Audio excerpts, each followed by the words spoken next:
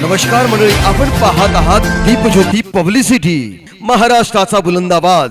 महाराष्ट्राच्या परभणी जिल्ह्यातील पालम तालुक्यात गोदावरीच्या कडेवर असलेलं हे फळागाव मराठवाड्याच्या वैराग्य परंपरेतील तेजस्वी संत वैराग्य मूर्ती तपस्वी श्री संत मोतीराम महाराज यांच्या कार्याचा प्रेरणादायी वारसा आजही समाजाला दिशा देत आहे. मराठवाडा आणि विदर्भ वारकरी संप्रदायाची पताका उंचावणारे भक्ती, वैराग्य आणि निष्काम कर्मयोगाचे मूर्तिमंत प्रतीक असलेले वैराग्य मूर्ती तपस्वी संत मोतीराम महाराज यांचे जीवन आजही लाखो वारकऱ्यांसाठी प्रेरणादायी ठरत आहे. म्हणूनच महाराष्ट्राच्या मराठवाड्याच्या परभणी जिल्ह्यातील पालम तालुक्यातील पवित्र तीर्थक्षेत्र फळा हे आता भाविकांचे श्रद्धास्थान बनले आहे. 9 एप्रिल 1867 रोजी जन्मलेल्या संत मोतीराम महाराजांनी आपल्या संपूर्ण आयुष्याचा प्रत्येक क्षण विठ्ठल भक्ती, समाज प्रबोधन आणि अध्यात्माच्या सेवेसाठी अर्पण केला. व्यसनापासून समाजाला दूर करण्याचा संकल्प त्यांनी केला होता. आई वडिलांच्या निधनानंतर ते परभणी जिल्ह्यातील श्री क्षेत्र फळा येथे वास्तव्यास आले आणि याच भूमीतून त्यांनी वारकरी संप्रदायाचा प्रचार प्रसार करण्याचं महान कार्य केलं. नित्य नेमाने पंढरपूर आणि आळंदीची वारी, अखंड नामस्मरण, निष्काम सेवा आणि परमार्थ हेच त्यांच्या जीवनाचे ध्येय होते. मराठवाडा आणि विदर्भातील अनेक भागात त्यांनी स्थानिकांच्या सहकार्याने मंदिरे उभारली आणि असंख्य भक्तांना भक्ती मार्गाची दिशा दिली. 27 ऑगस्ट 1964 रोजी परभणी जिल्ह्यातील श्री क्षेत्र फळा गोदावरी नदीच्या पावन तीरावर त्यांनी संजीवन समाधी फळा येथे घेतली.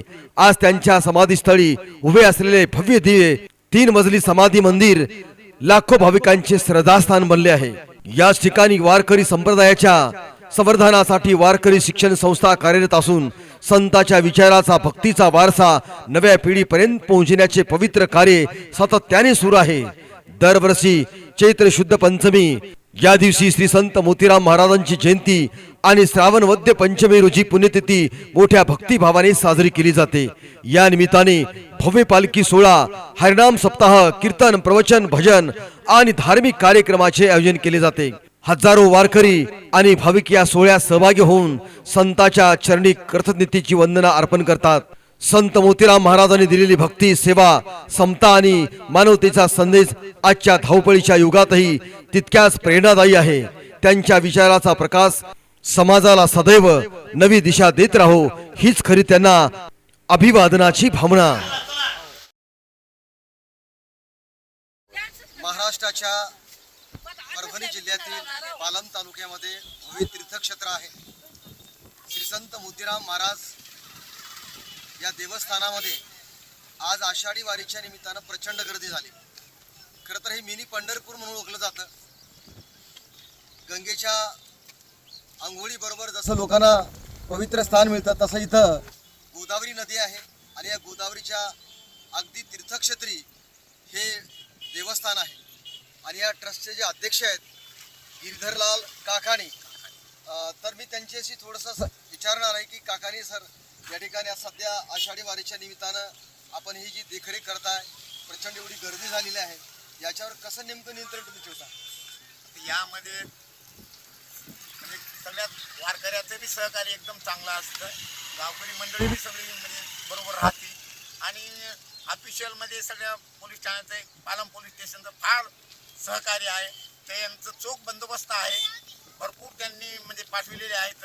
कोणतीही काही अडचण नाही. इथे फराळाची बी व्यवस्था गोळेगाव कंपनीने केलेली आहे. भाविक एकदम चांगल्या प्रकारे दर्शन वगैरे घेतात. कुठेही काही अनुचित प्रकार घडत नाही. खरं तर हे दर्शन घेण्यासाठी सध्या 2-3 तास लागतात. एवढी प्रचंड मोठी गर्दी झालेली आहे. पूर्ण 2-3-4 मजली जी इमारत आहे ती भरलेली आहे आणि पार गोदावरी तीर्थक्षेत्रापासून वारी आहे. हे सगळं नियंत्रण, थोडंसं मला संत मोतीराम महाराजाबद्दल नेमकं काय सांगता येईल का? मोतीराम महाराज म्हणजे फार म्हणजे आता सध्यात म्हणजे त्यांचं पूर्ण आयुष्य त्यांनी भाईश्री समाजामध्ये आहेत, पण त्यांनी सगळं आयुष्य आपल्या वारकरी संप्रदायामध्ये त्यांनी विठ्ठलाच्या ह्याच्यातच वाऱ्या वगैरे काढलेल्या आहेत आणि पूर्ण जनकल्याणासाठी त्यांनी पूर्ण आयुष्य आपलं हे त्याग केलेला आहे.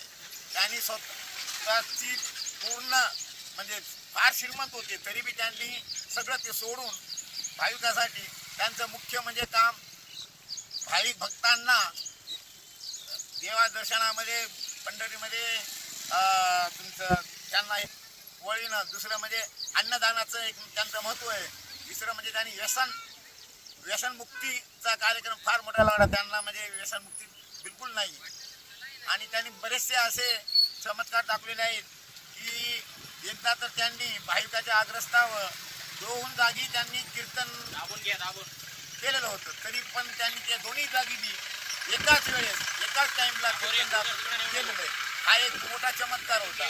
पुन्हा इथे आता सध्या आपला म्हणजे साप वगैरे जर चावला तर इथंच भाविक भक्त येतात आणि प्रसाद आणि तीर्थ घेतला की घंट्यानं उठून जातो. असे बरेचसे चमत्कार मथुरा महाराजांनी दाखवलेले आहेत. अशा विज्ञान युगामध्ये, या कलियुगामध्ये सुद्धा हे तीर्थक्षेत्र अगदी जाज्वल्य आहे. कारण महाराजांनी या तीर्थक्षेत्रावर 2 ठिकाणी या ठिकाणी कीर्तन केलं, अशी लोकांनी डोळ्यांनी पाहिलेलं आहे. मला सुद्धा जाणीव आहे, कारण आमचे वडील सुद्धा महाराजांच्या पायामध्ये आळ्या पडलेल्या असताना सुद्धा ते आळ्या बाहेर काढू देत नव्हते. प्रत्येकाला जगण्याचा अधिकार आहे असं म्हणायचे आणि त्याला मधी सोडण्याचा प्रयत्न करायचे. जे का रंजले गांजले त्याशी म्हणारे आपले तोची साधूळ खावा, देव तेथेची जाणावा. परमेश्वराचं अस्तित्व माणसामध्ये आयुष्यभर त्यांनी शोधायला सांगितलं. पंढरीची वारी या ठिकाणी करायला सांगितली आणि भागवत संप्रदायाची पताका आपल्या अंगा खांद्यावर घेत या फळ्यामध्ये ते विसावले. खरं तर हा सोहळा दैदिप्यमान आहे. या तीर्थक्षेत्रावर प्रचंड मोठी गर्दी झालेली आहे आणि या गर्दीचं पूर्ण कंट्रोलिंग डी कांगणे साहेब या ठिकाणी करतात. सन्माननीय आमचे तुळशीरामजी चिट्टेवार पोलीस उपनिरीक्षक हे या ठिकाणी काम करतात. आपण त्यांच्याकडून जाणून घेणार आहोत. सर, हे सध्या एवढी गर्दी वाढलेली आहे आणि या गर्दीचं तुम्ही कंट्रोलिंग नियंत्रण कसं करता? आज संपूर्ण मला वाटतं नांदेड जिल्हा, परभणी जिल्हा आणि लातूर जिल्हा, आता अशा अनेक जिल्ह्यातून भाविक भक्त मोठ्या प्रमाणामध्ये येतात. संबंध मराठवाडा आणि महाराष्ट्राच्या जवळपास वेगवेगळ्या जिल्ह्यातून लोक येत आहेत. मिनी पंढरपूर म्हणून ओळखलं जातं. या सगळ्या जनतेवर, या वाहनावर आपलं कंट्रोल नेमकं कसं आहे? आज आषाढी एकादशी निमित्त परभणी जिल्ह्यातील पालम तालुक्यातील फळ्या गावी मोतीराम महाराज यांच्या संस्थानाच्या ठिकाणी दर्शनानिमित्त भरपूर मोठी लोकांची गर्दी होते. सदर गर्दीचे नियोजन करण्यासाठी परभणी जिल्ह्याचे माननीय पोलीस अधीक्षक साहेब, अप्पर पोलीस अधीक्षक साहेब, तसेच पूर्णा डिव्हिजनचे आपले उपविभागीय पोलीस अधिकारी साहेब यांच्या मार्गदर्शनाखाली पालम पोलीस स्टेशन येथील सहाय्यक पोलीस निरीक्षक श्री लोणीकर साहेब यांनी बंदोबस्ताचे 1 दिवसापूर्वीपासूनच चांगल्या प्रकारे नियोजन करून मंदिराच्या गाभाऱ्यापासून तर 1 किलोमीटरपर्यंत मंदिरापासून रोडवर बंदोबस्ताचे नियोजन केलेले आहे. तसेच 100-100 मीटरवर पोलीस लावण्यात येऊन गावाकडे व मंदिराकडे येणारा रस्ता हा थोडा रहदारीचा व लहान असल्याने त्या ठिकाणी रस्त्याच्या एका कडेने सर्व वाहन पार्किंग लावून 1 किलोमीटरपर्यंत अर्धा रस्ता हा पार्किंगसाठी रिकामा सोडण्यात आलेला आहे. अशा प्रकारे आम्ही वाहतुकीचे नियोजन केलेले आहे. तसेच दर्शनाकरिता येणारे भाविक यांचे लहान मुलं लेकरं यांची काळजी घेण्यासाठी, तसेच महिलांना त्यांच्या दागिन्यांची काळजी घेण्यासाठी आम्ही योग्य त्या सूचना दिलेल्या आहेत. जोपर्यंत नागरिकांची व भक्तांची गर्दी राहील त्यापर्यंत आम्ही चोखपणे बंदोबस्त पार पाडणार आहोत. कुठलाही अनुचित प्रकार घडणार नाही याबाबत दक्षता घेत आहोत. यांना रिवर्स करून मित्रांनो, पालम पासून या फळ्यापर्यंत रस्ता अगदी छोटासा आहे. खरं तर या आमदार मंत्री महोदयांनी या गावाकडे, या तीर्थक्षेत्राकडे लक्ष देण्याची गरज आहे. अगदी छोटा रस्ता आहे, एकच वाहन जाण्यासाठीचा रस्ता आहे आणि एवढ्या रस्त्यावर एवढी प्रचंड मोठी गर्दी या ठिकाणी होत आहे. हा रस्ता मोठा होणं आवश्यक आहे. दुभाजक रस्ता जर झाला तर 100% या ठिकाणी या तीर्थक्षेत्रावर सर्व समाधानानं या ठिकाणी लोकांना येता येईल.